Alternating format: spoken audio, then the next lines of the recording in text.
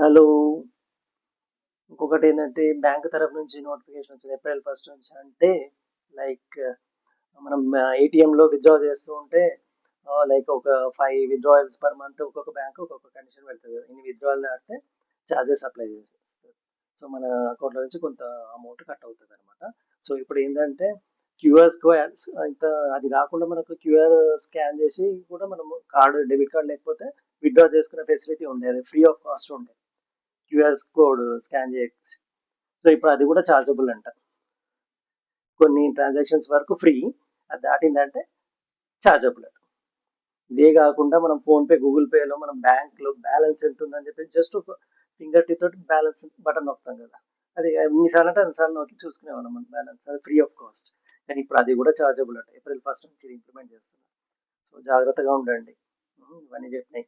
Balance చూసేది కూడా జాగ్రత్త. విత్‌డ్రావల్ కూడా చాలా జాగ్రత్త చేయండి. రైట్.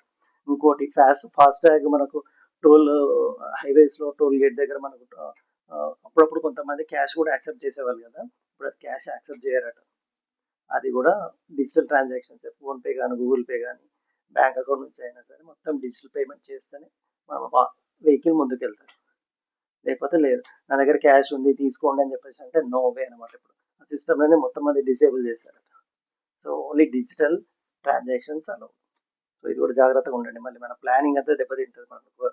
ఊరెళ్తున్నప్పుడు ఇట్లా యాక్సెప్ట్ చేయకపోతే మనం కంగారు పడిపోతాం. సో, ముందుగానే ప్లాన్ చేసుకోండి. Okay. Right. Bye. Take care.